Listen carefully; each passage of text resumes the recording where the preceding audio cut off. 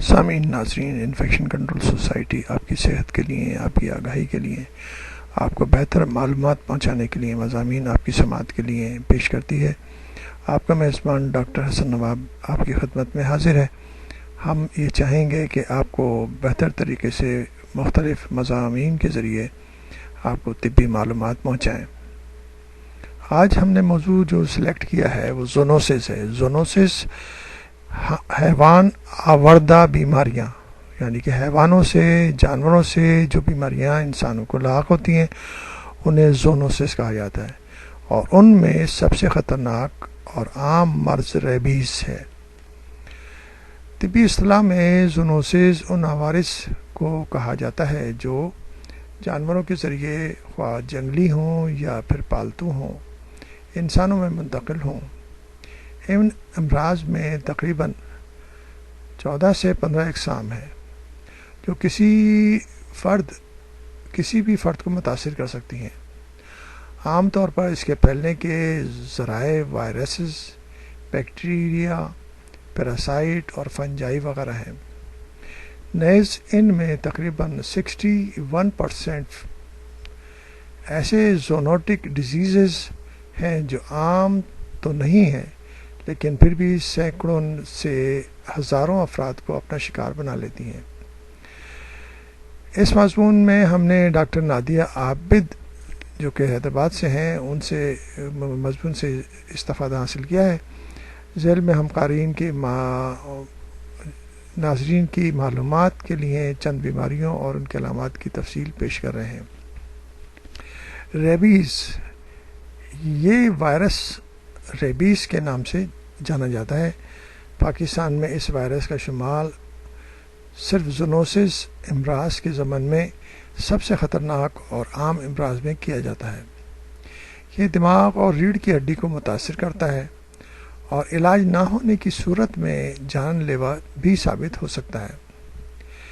یہ وائرس عموماً کتے کے کاٹنے سے کسی بھی فرد میں منتقل ہو کر اسے اپنا شکار بنا لیتا ہے، لیکن بعض اوقات چمگادڑ، بندر، رکون، لومڑی، بھیڑیے اور بلی کے کاٹنے سے یا پھر پنجے مارنے سے بھی وائرس سے متاثر ہونے کے امکانات پیدا ہو جاتے ہیں۔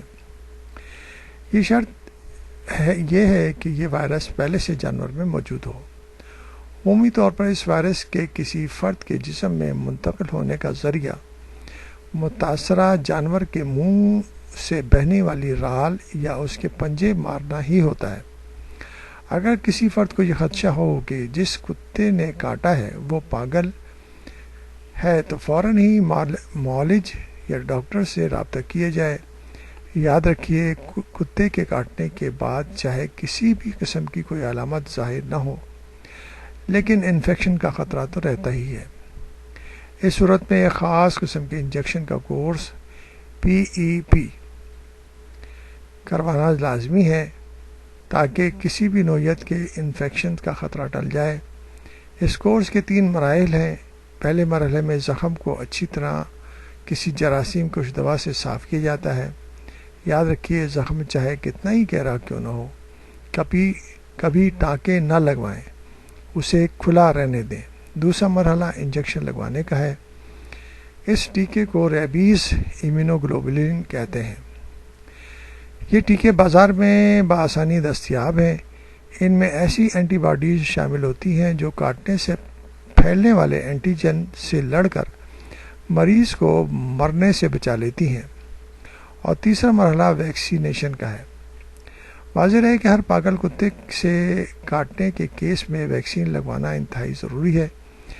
یہ 5 انجیکشن یعنی 5 انجیکشنز کا کورس ہوتا ہے جو پہلے ٹیکے کے بعد تیسرے، 7ویں اور 14ویں، 14th اور 30th دن پر لگائے جاتے ہیں۔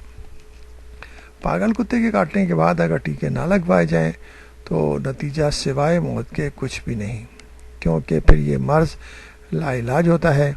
اگر آپ کو اپنے ارد گرد کوئی ایسا کتا نظر آئے جس کے بارے میں مشہور ہو کہ یہ پاگل ہے تو فوراً متعلقہ حکام سے رجوع کریں تاکہ فوری طور پر اسے ٹھکانے لگانے کا کوئی انتظام کیا جا سکے۔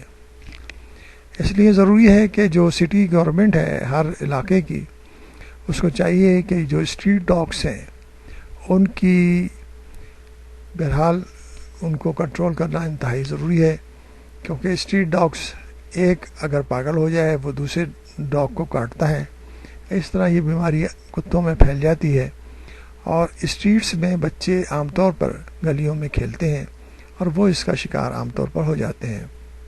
اس لیے ضروری ہے کہ سٹی گورنمنٹ کو انتہائی کوشش کرنی چاہیے کہ اتنے خطرناک مرض جس سے انسان کی موت بھی واقع ہو سکتی ہے، اس کے بارے میں احتیاطی تدابیر اختیار کی جائیں۔